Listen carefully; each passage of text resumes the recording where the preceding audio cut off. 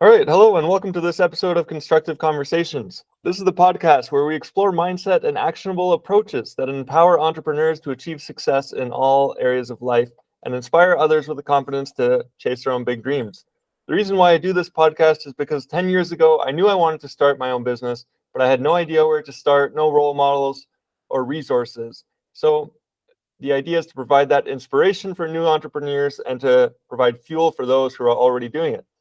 Joining us today is Mark Wormgoor. He has over 25 years of experience in tech and has now launched his own companies, Tairi and the Maverick CTO, where he provides leadership training to CTOs of other companies. So today on the podcast with Mark, we talk about creating successful startups, learning marketing and sales as a new entrepreneur, how to attract an ideal client, transitioning from technician to project management, to leadership, making the entrepreneurial leap. We also talked about how a company can successfully ride the exponential wave of technology, how CTOs can become proactive, create change, and how to develop the human skills required to create real success within a company. There's so many great topics here. You're going to want to listen right to the end of this episode. So, Mark, it's great to have you on. Thanks for coming on the show. Thank you, and thanks for having me. Yeah, great. Can you elaborate a little bit on what you do? And what your company looks like today. Sure. What I do today, it's actually two different things. So Tairi, as you said, is we do software development. So we have a small team of software developers in the Philippines, and we do mostly web mobile software development, and we do that for startups. So that's one thing that we do. And the other one, and that's more my personal passion, I do a lot of coaching for CTOs, people that are in tech leadership position. I've been in tech, like you said, my whole working life, 25 plus years, 28 years. And I just love sharing that experience and coaching younger people that are in a leadership position in tech. And that could be in startups or in corporates. And that's really what I enjoy doing most. That's great. And so you have a lot of experience from corporate, and then you made the switch over to, the entrepreneurial journey, right? Yeah. So I started my journey in consultancy. I spent a long time in consultancy doing different projects. I joined Accenture for a long time. And then in my corporate career, I got the chance to do a very senior leadership position for JDE, Jacobs Douwe Egberts. It's a coffee and tea company. It's now listed as JDE Peets. So it includes Peets in the US. I think it's in the US. I don't know if it's in Canada as well. And I was the head of IT operations. So I had a big global team, a team that went all the way from Brazil to a lot of Europe, to Asia, to Australia, that did all the tech operations. And there was infrastructure, applications, networks, data centers, service desk, everything. That was a lot of fun. I did that job for 6 years. And at the end of that, I really wasn't sure what to do next. And that's how I went into the entrepreneurship journey and actually decided to leave my whole corporate experience behind and to start my own company. That's great. And what was it like making that transition from corporate to entrepreneur? It's been a very interesting journey. So I'm in tech, and it's very easy in tech to just go and do consultancy, freelancing, and find a freelance job and just sell my time. And that's not what I wanted to do. So I didn't want to sell my time, just send invoices for my time. So instead, I actually wanted to build something. And at the beginning, I had no idea what that actually was. And so the first thing that I tried, we actually built a small startup. I did that with somebody that I met. We built a startup together, and that went absolutely nowhere. So we built this really cool product for freelancers to go and market themselves, a platform where they could market their skills. Actually, I thought it was a cool idea. We launched it quite well, but the marketing, we didn't sell anyone. So we got to about 30 users, never made €1. I learned so much there, never went anywhere. So I think that was the first one. After that, I did start Tairi. And I think my biggest challenge, I have a lot of leadership experience. I know finance, I know building a team, I know hiring people, I know tech. All that stuff I've done for 25 years. Sales and marketing, getting new customers is completely new to me. So I've been really focusing on that, and I've learned a lot. I've made a lot of mistakes over the past years. I've learned a lot. And I think that's the interesting part where you come from a corporate background. That's not marketing and sales. Mine was in tech, and you start your own company and suddenly you need to go and acquire customers. And that's been a lot of fun, and I made a lot of mistakes there. And I think I'm finally now on the right path to getting that done. To talk more about how I started with cold outreach through, I found this company in Eastern Europe They did the cold outreach for me, and they actually did that from my LinkedIn account. So from my LinkedIn account, they would go and approach companies, CEOs, startups around the Netherlands, Belgium, Luxembourg, and they would send messages under my accounts. And that felt very cringy. It didn't feel like me. It felt very salesy. And it came from my name, my LinkedIn account. That really didn't feel right. Still, I did that for probably 6, 7, 8 months. And I did get a few customers. So actually it did work. It just didn't feel right to me. I changed that afterwards. So the second thing that I tried after that was still LinkedIn, but it was a far more networking type approach where I would reach out to people and actually, instead of just immediately going for the sale, I would just try to meet them, try to network, meet new people, and just see if anyone is interested. It's an interesting approach. It felt a lot more like me, what I'm like, and it felt better for me as a person. It got me a lot of calls. So I literally had like 5 or 6 calls a week with people that could be in my ideal customer profile, but it led to almost no sales. So it cost me a lot of time. I did a lot of sales, or I did a lot of meetings. I got to meet a lot of new people, which was really cool. But in terms of revenue, yeah, it didn't really get me anywhere.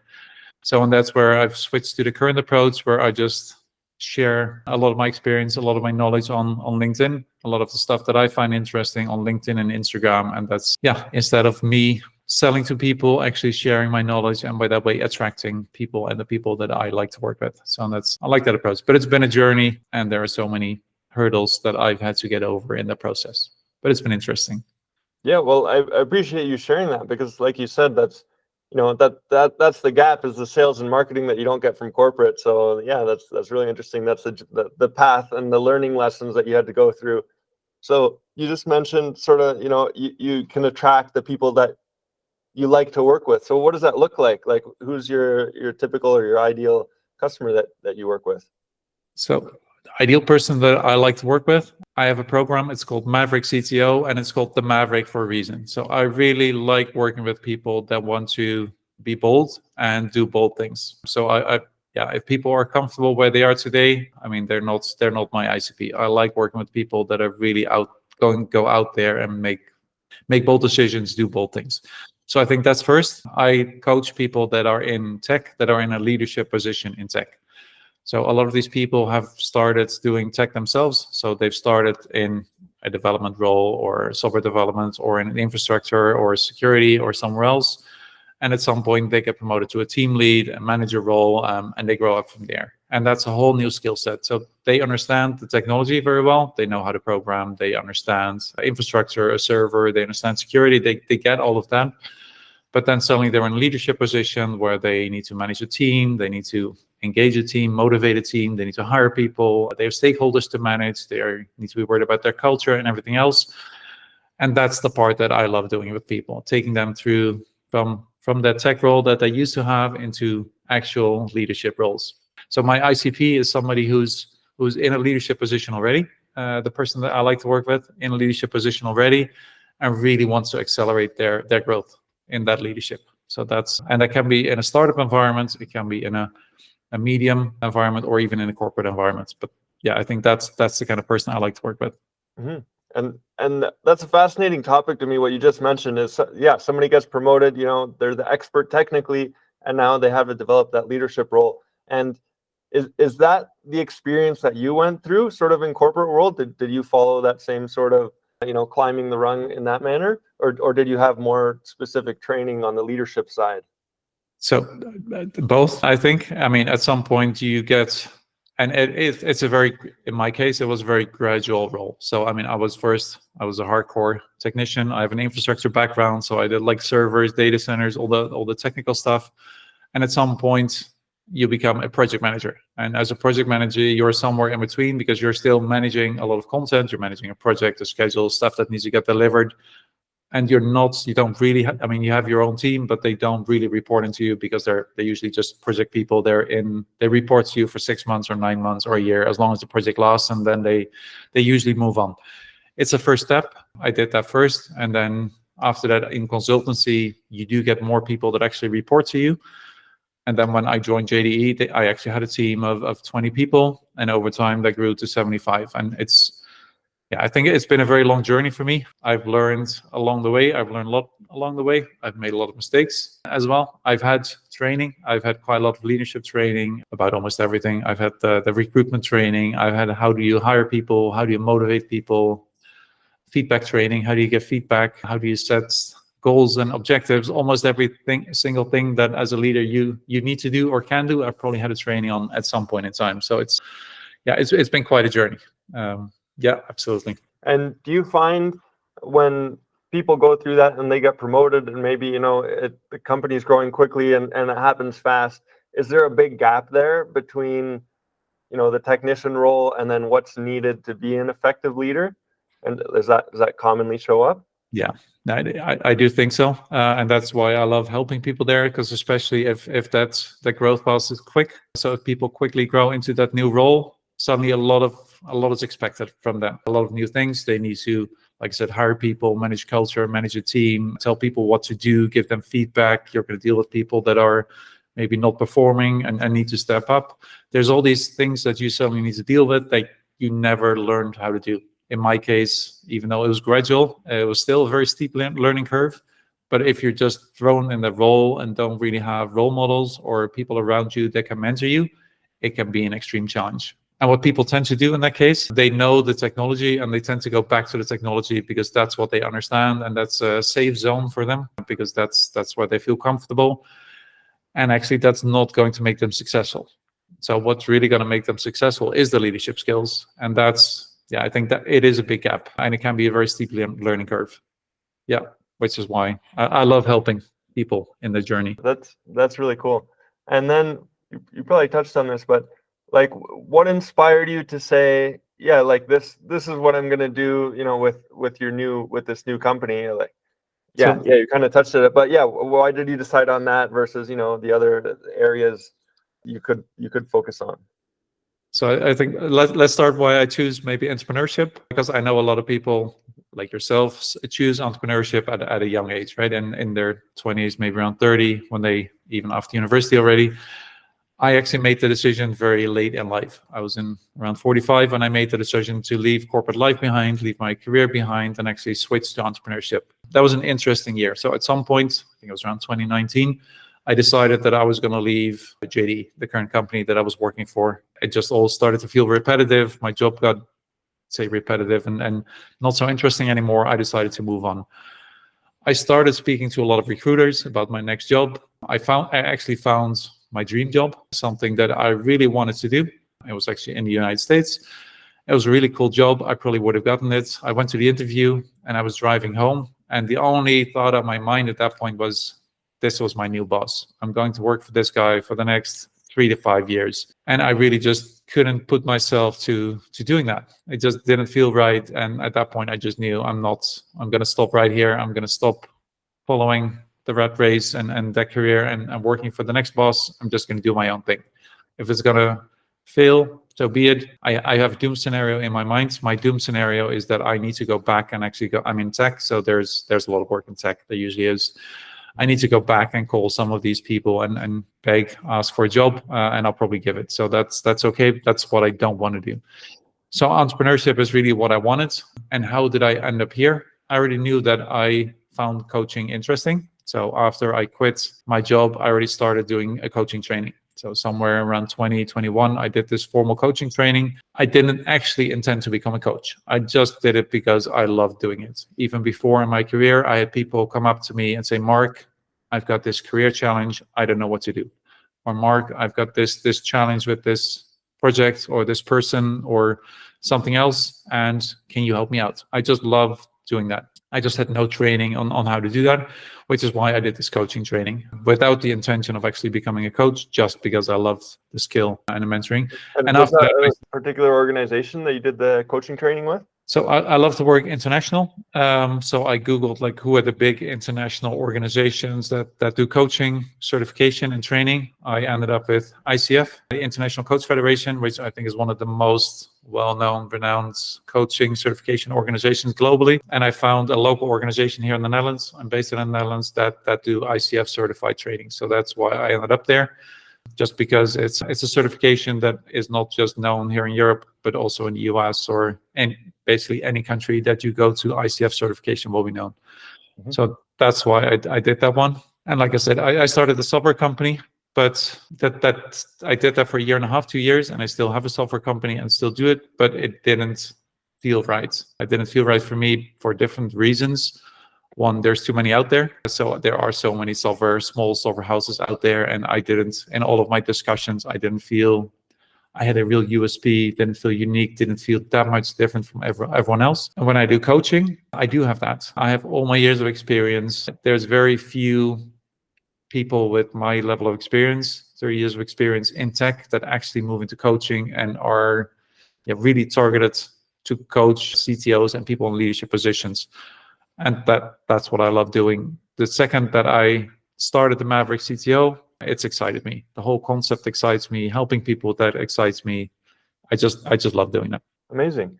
And like we talked earlier, and you mentioned this a little bit. Like, actually, let me just put the question this way: why is bold? So in the Maverick CTO, right? You're teaching bold and visionary leadership for CTOs. What does that look like? And for me, I'm quite unfamiliar with the CTO role. So yeah, what does that look like from the perspective of a CTO? To have this visionary leadership. So the reason why I say that, well, I think everybody knows that technology is going incredibly fast in the world, and it's not on a linear growth. It's actually on an exponential. So the speed of which technology develops is exponential, and it's incredible. A lot of organizations are still left in I'd say 2010s, maybe early 2020 phase, where they think that tech is a service function, and it's just if somebody in sales needs something, they just go to tech, they ask for a HubSpot or a sales system or something else, they get it delivered, and that's it. I think that world is changing. Every company that I know, that I see, needs tech as part of their core business processes. Most of the business actually revolve around tech, and tech is a core part of their business. It's not seen like that. And a lot of CTOs, a lot of leaders in tech are stuck in that old frame where they are a service function. If somebody comes and asks for something, they'll be happy to deliver, but that's it. I think that's not going to make a company successful. I think for a company to be successful in the current market in 2024 and beyond, they actually need to focus on how tech can support their business and actually drive their business. AI is an example, but there are so many more examples of where tech can really propel a business ahead, but it requires a CTO to actually step up and have that bold vision. So I believe that a CTO or anyone that's in a tech leadership position needs to talk to all of the functions. They need to go and talk to a sales team, they need to go a marketing team, a supply chain team, an operations team, a finance team, an HR team, figure out what their challenges are and figure out how tech can actually help them address those challenges. So instead of waiting for someone to come by and order something, ask for something, I think they need to go and turn that around and actually make tech a driver for the company. And that requires them to be bold, take bold decisions, just get out there, talk to all of your fellow board members or all of the other departments, and actually have a vision for how tech can drive a company forward. And I really do believe that that's how tech, CTOs, leaders in tech can make a difference in success of the organizations that they work for. That's fascinating. So what I'm hearing is that you're teaching them how to take a proactive role and say, okay, let's go out there, make the change, implement the change in technology, rather than just being in the reactive position, which is sort of the old mindset of, somebody's going to come to me with a problem or with a ticket and I'll fix it. Yeah. Is that accurate? Yeah, especially, people in technology, and this is nice and it's a bit of a prejudice, but I've been there and a lot of people are like that. They like sitting behind the laptops, right? It's a very comfortable place to sit behind your laptop, to work on the technology, to do other stuff. It's sometimes uncomfortable to go out and meet other people. I coach people today, and I had a coaching session, I think it was last week, and I told someone, just go out there and meet the people that you work for. There's people, and this is a big corporate, it's a global corporate, they have people all over the world. And I said, and there are people that actually make use of what you do. What you could do is just pick up the phone or schedule a meeting, just schedule a 30-minute meeting with all of these people and just try to figure out what's working, what's not working, where you can go and help them. And that's a very simple concept, And it was a very new idea to him. He never thought that I could actually go out and set up meetings with all these people. And I do think that that's the proactive approach that's going to make a difference. You can't just wait behind your PC for an email to come in or a meeting request or a ticket or whatever it is that comes in. You've got to go out there and meet people. Yeah, that sounds like a very simple change, but that would have a huge impact. And it's interesting that you say, yeah, it's people are more comfortable behind their computers in those roles. Do you think that like skills like this, like the people skills, going out having those conversations, do those need to be developed for people in tech roles? Like, can they be, or is it an innate skill that needs to be there, and you need to find the right people who can balance the tech skill with the people skills? And from my own experience, they can be developed. If I look at myself 15 years ago, I was by no means a great manager or even a great communicator. If you put me on a stage 20 years ago, I would probably I'd be extremely scared to even give a presentation, get in front of an audience. Today, just put me in front of a room of 1,000 people and I'll be okay. So I think these are skills that can be developed over time. It takes time. There's also a lot of tools or tricks and techniques that you can use. I mean, I do a lot of job interviews, and there's a lot of models and frameworks and ways to do that you can get more comfortable and do that properly. Same with giving feedback, the same with setting a culture for your team. There's a lot of skills and tools that you can learn to do this better. So it's a skill that you can develop and need to develop. So I think in tech, as a CTO, you have a very deep technical skill, which is good, but you need to develop that other skill as well. To be completely successful, you need both. You can't rely. I also don't think it's good if you're in a tech leadership role and you only understand people. You need to have a very deep understanding of the technology, absolutely, the tech stack of the company, what's possible, but also the people side of things. And only that combination of both is going to make you successful. Yeah. Okay. Very, very interesting. And then, so say you're working with a CTO, and they're developing these skills and whatever's missing in the gap. And then when it comes to, the visionary aspect, they're, creating these new ideas and innovating. How do you help them with that process? Like sort of, the creative process that's required as part of that role. So good question. I'm a big fan of, we talked about this, Vivid Vision, right? Which is a book by Cameron Herold. And it really talks about a future vision that is more, you have all these company visions that are one-liners that nobody understands and nobody can explain what they really mean, the one-liners. He talks about having a detailed description of the future, where you describe the future as if it is today. And I love that concept of a vision, because it really tells you where you want to be, what it feels like, where you live, what company you work for, what office you go to in the morning. It really talks about what your personal life or the company, because he describes it for both, can look like in the future. I'm a big fan. I always tell people to go read the book. But for the people that don't want to read the book, I do have a small guide that I developed myself, which I use in my coaching. And it's a very short guide. It's a small vision exercise where I do people just explain an exercise where people can write down their vision, and from their vision take it to very concrete goals, what they can do next. It's actually something that's available. If people are interested, they can send me a DM on Instagram. Just send me Mark Wormgoor on Instagram. Send me a DM with the vision, and I'll be happy to share the guide.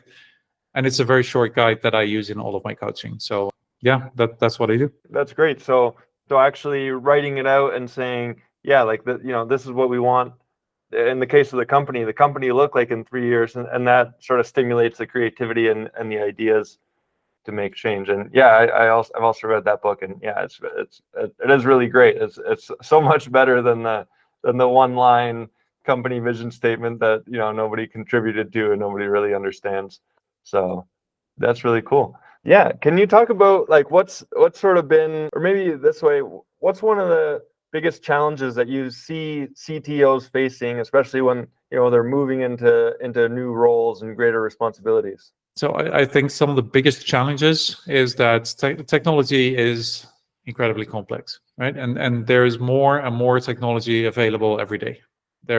I follow these AI newsletters, and there's at least one new AI model or tool or application out there every single day. It's next to impossible for a CTO to understand what's out there. So I think, first of all, that's one of the problems that they have. it's impossible to understand what's technologically possible, what tools are out there, what frameworks are out there, what AI models are out there. I don't think anyone can keep up with what's happening in the world.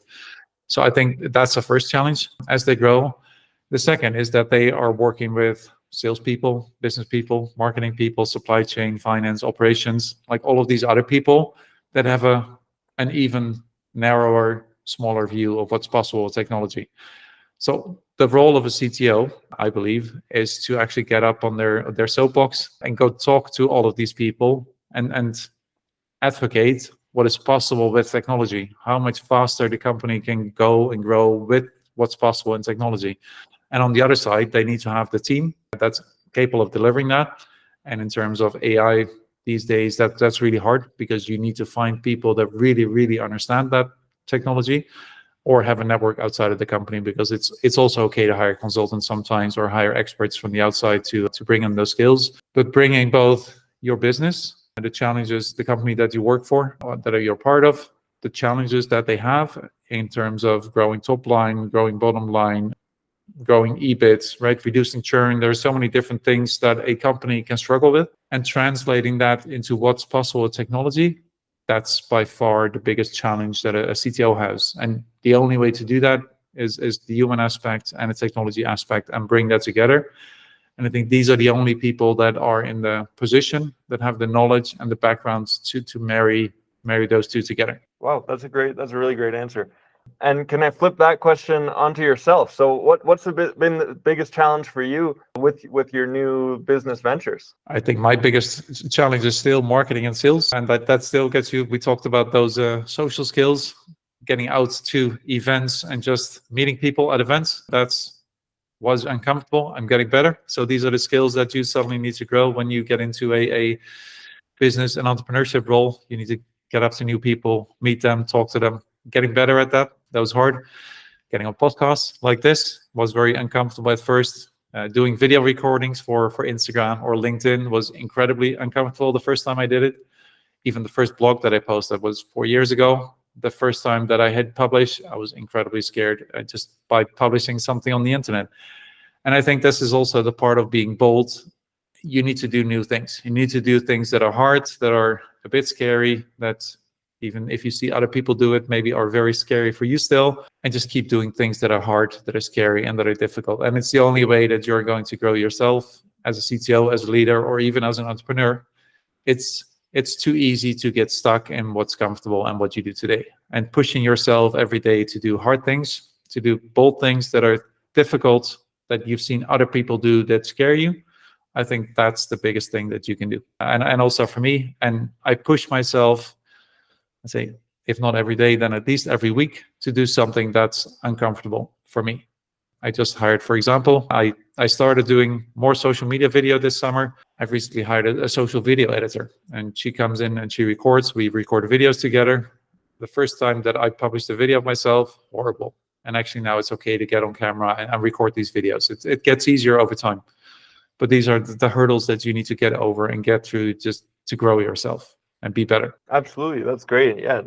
Do something uncomfortable every day, if not every week. That's excellent advice.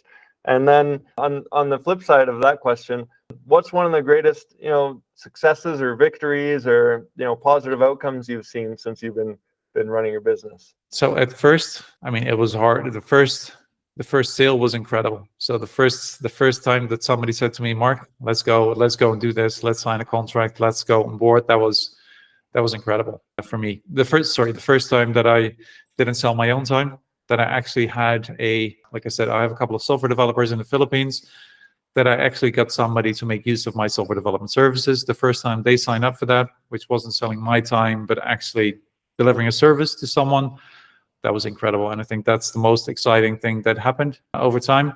And there have been downs from there as well, when people have actually canceled their contract. That happens for good reasons or bad reasons.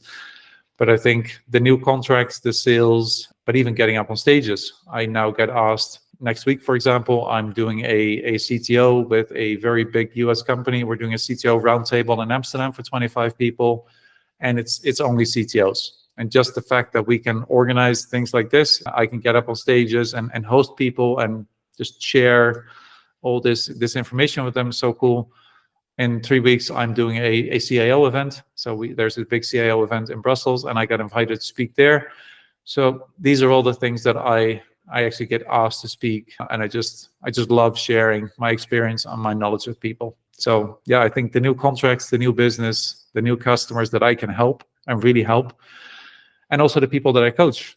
So I'll give you an example. I'm coaching somebody, and a couple of weeks ago he said to me, Mark, and we just started, Mark, I've made more progress on my personal goals, my development goals in the past 2-3 weeks that we've been working together than I have in the past 2 to 3 years. Just because we're now together, you're asking me to put goals on paper and to do the work. And of course, he's doing the work himself, but I just love getting responses like that. When people tell you that they've made so much progress in just a couple of weeks, it's just really rewarding. Amazing. Yeah, I could see that. That'd be immensely rewarding. So that's really great.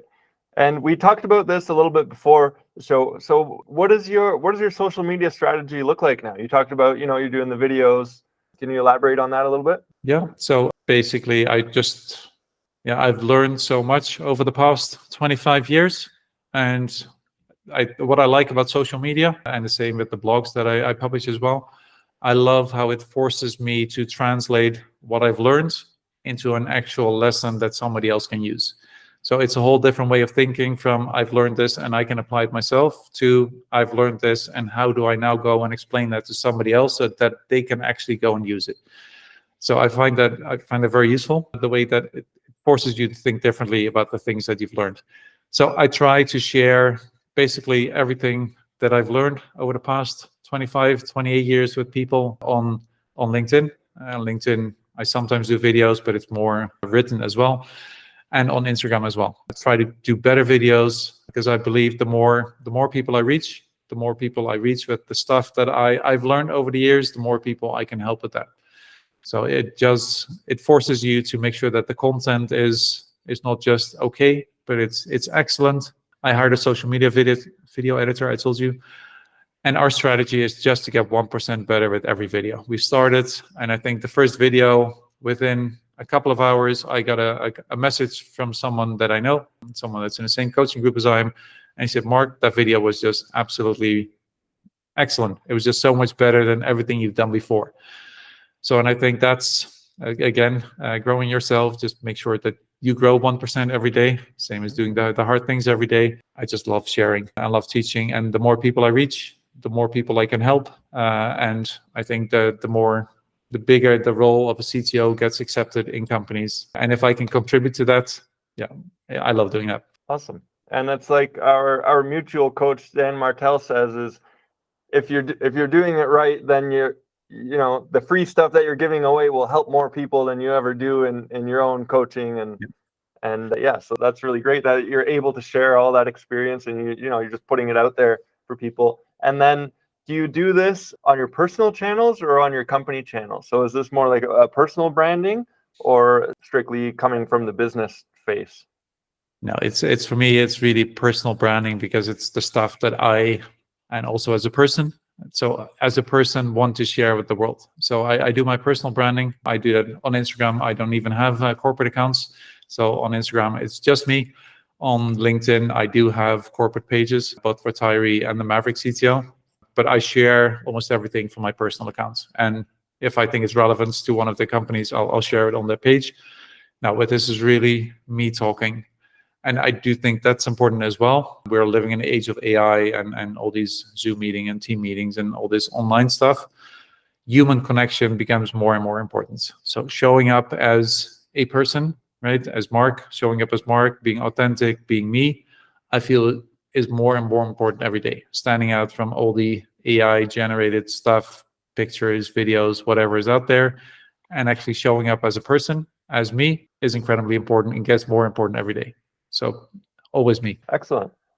Here's one for you. And I didn't ask you if you have any books, but if you were to write a book, what would it be about? What would the title be? So it's not a book yet, and maybe it's going to turn into that. But I've already started putting together a lot of my experience it's in a Notion site at the moment. I call it the CTO Compass, and I call it that because I think it's a compass that people can use. And it really covers everything from vision and strategy to hiring to culture to also cybersecurity and then some of these other topics. And it's by no means a book because it's way too short. But I think if I were to publish a book, I call it probably the CTO Compass. Unless an editor feels differently, we can talk about it. But that's the one that I want it to be. And actually, the Notion page is something that's already out there. Happy to share that one as well. So if people are interested, they can either reach out to me on LinkedIn or again on Instagram, Mark Wormgoor. Just send me a DM, CTO Compass, and I'll be happy to share that with you. And it's a starting page. And every day that I talk to somebody, I have a coaching conversation. I think, oh, there's something that I need to go and add back to the CTO Compass. I just go and add it back in there. So it's something that continuously evolves and grows.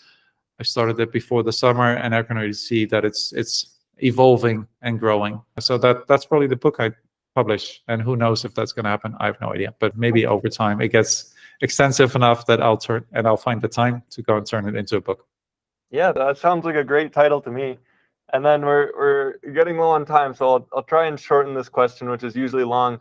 Can you point, sort of looking into the future, 5-10 years ahead, sort of in your niche and in your specialty, working with CTOs, what's maybe one of the biggest new developments on the horizon that's going to have a big big impact in the role and how things are done? Yeah, and that's, I think, the future. If you would have asked me 2 years ago, I could not have predicted where we are today with AI. I think a lot of people couldn't have. So I think that's the first thing. Technology is moving so incredibly fast that in the past you could probably predict 5 or 10 years into the future. That's becoming more and more difficult. If you see the speed at which OpenAI and some of these other companies are developing, I have no idea where that's going to end. And I don't think anyone does at this point. Yeah, I think that's the best guess for everyone. I do think that makes life for CTOs difficult because every single board, every CEO is saying, what can we do with AI? And that's a very difficult question to answer. And that's where I do think, so on the one hand, CTOs need to go more in depth on the technology side, on the AI, understanding what's possible, reading up on that. And it's very difficult keeping up with what's happening in the world. But I do stress to every person that I talk to keep up, read the news every single day, the tech news, read up on the new AI models. If you can't tinker with them, you can't play with them, at least read and try to understand what they do. So I think that's one. You need to go deeper and deeper on technology because it's getting so complex. The other part of that is that the only way to be successful in the future is, yes, you need to have that understanding, but also be able to explain it to other people, because the gap between, say, non-technical people and the technology is only going to grow. So that gap is going to widen because it's going to get more and more complex. The only way to bridge that gap is for a CTO to be able to explain to other people what technology does, what it's capable of, what's happening with the new AI models, what all these tools can do. So I do think invest in EQ, invest in social skills, in leadership skills, in everything you can to differentiate yourself from everyone else. Yes, so both of those. And it's going to be a hard time for CTOs and tech leaders because tech is going so fast, and you need to do both. That's a great answer, and yeah, I think that's great advice. So hopefully any CTOs listening or can take that nugget and apply that. So that's great. So when you're training CTOs, you're helping them develop, across all these different sort of lanes and areas, and even like you mentioned with your one client on moving forward on personal goals. Do you get into personal, like, spirituality, religion? Is that part of their development? Does that play a role in your business? First of all, I'm a very down-to-earth person. So let's start there. So it doesn't play a big role, but there's a however. So I do believe that a lot of these, and they're not, they're spiritual concepts. I do think they have a very practical purpose. So if you read, and I read a lot of these books as well, just to understand where they are. So to give you some examples, I mean, Eckhart Tolle he's an incredible guy, and a lot of people will call that spiritual, but what he really talks about is just living in the now and being in the now. And that's, I think, a very practical and helpful concept. I was listening to a podcast where he was actually a guest on the Tony Robbins podcast, and I just love how those two worlds actually come together. Incredible podcast. If you can find it, Tony Robbins and Eckhart Tolle on one podcast.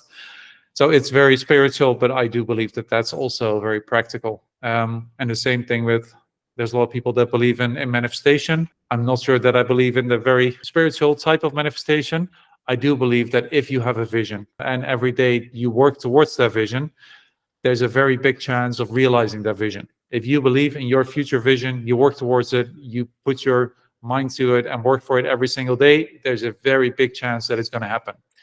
If you have a vision and only dream about it every day, the chance of it actually manifesting is very small. So also manifestation, by having a vision and working very hard toward that, I do believe that goals, most, if not any goal, is achievable just by putting in a lot of really hard work, and just having a proper plan, a vision, a plan, and just get to work and get stuff done. Yeah, I hope that answers the question. So yes. Absolutely.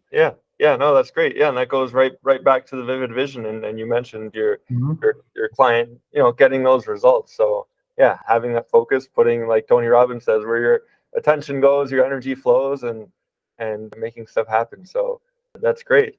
And Mark, where can people get a hold of you? What's the best way to get in touch if they have questions, want to connect? Yeah, so I think a couple of things. Best website, themaverickcto.com. So that's the best website. It talks about the program. It's very interesting. LinkedIn, Mark Wormgoor, and Instagram, Mark Wormgoor, are the best places to find me. Okay, yeah, perfect. Just follow me, reach out, send a message, send a DM, and happy to get in touch. All right, great. Well, Mark, it was a pleasure. It was a wonderful conversation. I appreciate you coming on the show. Okay, thanks for having me.